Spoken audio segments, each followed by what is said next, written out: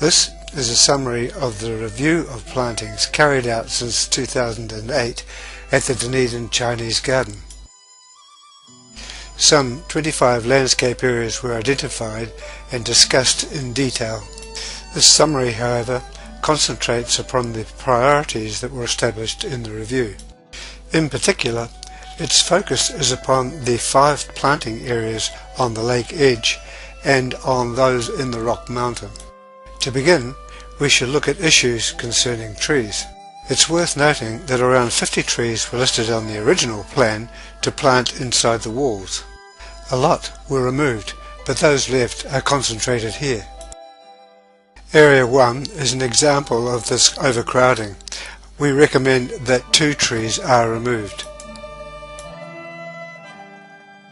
In Area 2, the main problem is to manage the willows for height, elegance and root invasion.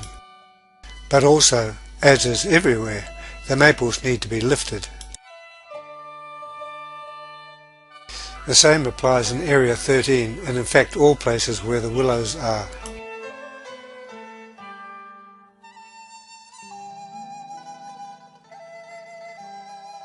Area 17 is complex.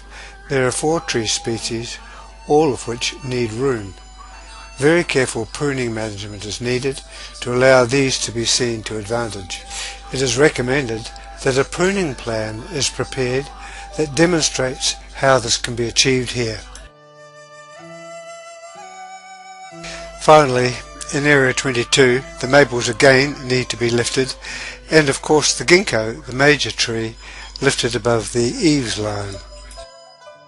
The trees on the rock mountain are critically important. They have the ability to overpower the existing landscape. Again, it's recommended that a pruning strategy is developed to meet a predetermined concept. This concept should include Chinese methods of pruning, preferably provided by U-Garden experts. These graphics are provided as a guide to indicate the effect anticipated.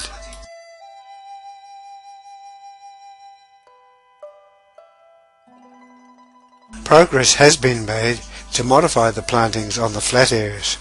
They are mainly a work in progress to goals already set. The following examples in sections 1, 2 and 13 indicate the effect of changes to the shrubs and ground cover details that are recommended. In essence, this is to simplify plantings to exhibit basic forms, colours and groupings that enhance the clarity of that landscape. The main review details this in depth.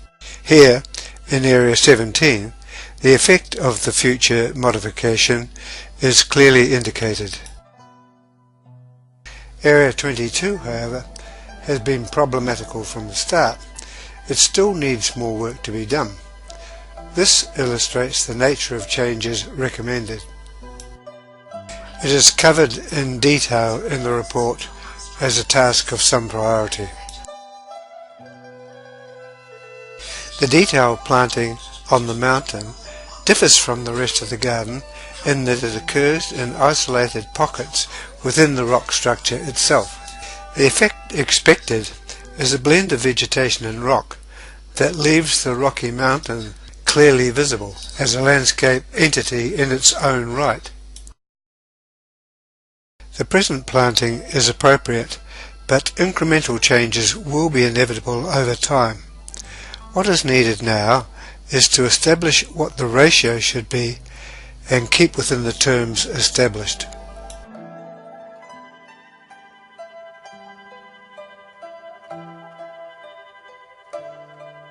The 4 discrete landscapes are splendid.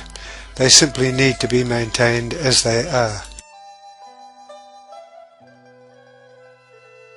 The same can be said for these incidental landscapes. They are all minimalistic in design and need to be managed with this in mind.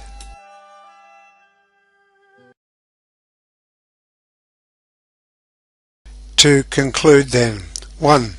The plantings are generally in good shape. 2. A plan is needed to define the size and style of tree plantings. 3. The shrub plantings should be modified to meet the characteristics defined here. And 4. The ratio of rock to vegetation should be defined for the mountain.